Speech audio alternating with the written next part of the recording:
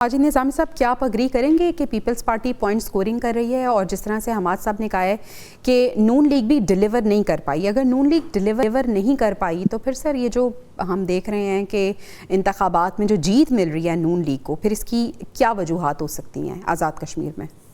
हम्माद हसन साहब की अक्सर बातों से मैं बिल्कुल इत्तेफाक करूंगा और बुनियादी मसला हमारे इंतखाबी निज़ाम का है कि जिसके अंदर वो गुंजाइश मौजूद नहीं है कि जो इंतखाबी निज़ाम की अफादियत को कायम कर सके। और यही चीज़ हमें आज़ाद कश्मीर में भी नजर आती है। अब वैसे तो मुस्लिम लीग नून एक जश्न मना रही है, लेकिन मैं समझता हूं कि आज़ाद कश्मीर इलेक्शन एक वन साइडेड इलेक्शन था। ना तो वहां पर पीटीआई को स्पेस दी गई, ना पीपल्स पार्टी को स्पेस मिली, वो शिकायत कर रहे हैं। बाकी जो छोटी जमातें थी जो कुछ सीटों पे लड़ रही थी, उनके भी शिकवे शिकायत अपनी जगह पे हैं। और हमारे पास ये तारीख भी है कि आज़ाद कश्मीर की जो पिछले 30 साल की तारीख है उसमें कभी भी एंटी सेंटर गवर्नमेंट वहां पर नहीं आई। वही जमात जो इस्लामाबाद में होती है वही मुजफ्फराबाद में भी हुकूमत बनाती है। सही। तो इसलिए इलेक्शन होना महज एक रस्मी कार्रवाई ना बन जाए, उसके साफ और शफाफ होने के ऊपर भी तवज्जो देनी चाहिए। अमूमन ये बात की जाती है कि देखें जी प्रोसेस चल रहा है, इलेक्शंस हो गए हैं, चीजें आगे बढ़ रही हैं, लेकिन ये चीज हमें आजाद कश्मीर में, गिलगित बल्तिस्तान में, इवन बलूचिस्तान में नजर नहीं आती कि वो ये एक रस्मी एक्सरसाइज कार्रवाई बन के रह गई है।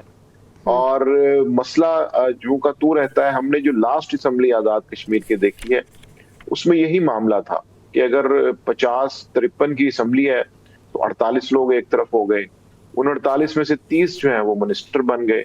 वो ऐसी कैबिनेट थी कि जिसके अंदर नून league, peoples party, Tehreek Insaf तीनों के मिनिस्टर थे। सही। तो जब तक इस सिस्टम के हवाले से पॉलिटिकल पार्टीज स्पेस पैदा नहीं करेंगी तो मेरा ख्याल है कि ये जो 20 दिन की एक जुमलेबाजी है, सियासी बयानबाजी है, इससे अवाम जो है वो कनेक्ट नहीं कर पाएंगे।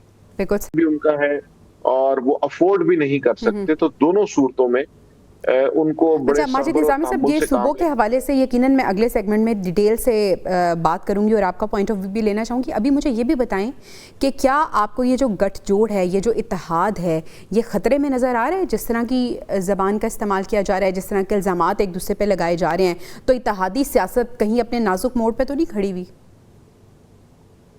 नहीं, मुझे ऐसा नहीं लगता। उसकी वजह ये कि तीसरा मरहला आजाद कश्मीर इलेक्शंस का 10 अगस्त को है और उसके बाद 12-13 अगस्त को वहां पे प्राइम मिनिस्टर वगैरह का अनाउंस हो जाएगा। अगर तो 15 अगस्त के बाद भी ये सियासी महाजरा इसी तरह रहती है तो फिर हम कोई तवक्को कर सकते हैं। लेकिन इसके बावजूद जो दूसरा इंपॉर्टेंट मसला है वो ये है कि जो नेशनल असेंबली का स्कोर कार्ड है वो इस बात की इजाजत नहीं देता कि वहां पर कोलिशन डिस्टर्ब हो। अच्छा। क्योंकि अवेलेबल ऑप्शंस जो विद इन हाउस मौजूद है उसमें अगर मुस्लिम लीग नून और पीपल्स पार्टी नहीं होंगी तो पीपल्स पार्टी और तहरीक इंसाफ को हाथ मिलाना होगा, या तहरीक इंसाफ और मुस्लिम लीग नून को हाथ मिलाना होगा। तो ये तीनों जो कॉम्बिनेशन है, इनमें से 2 कॉम्बिनेशन तो बिल्कुल नियर टू इम्पॉसिबल नजर आते हैं। अच्छा। और जब वो चीजें नामुमकिनात में से हैं और नेशनल गवर्नमेंट का भी अभी दूर दूर तक कोई नामो निशान नहीं है, क्योंकि उसके अंदर फिर इमरान खान को और तहरीक इंसाफ को कोई डील देना पड़ेगी। अच्छा। तो ये दोनों ऑप्शंस मुझे नजर नहीं आ रहे। तो इसलिए चौधरी साहब ने इशारा भी दिया है, वैसे बिल्कुल सही आपका पॉइंट आ गया।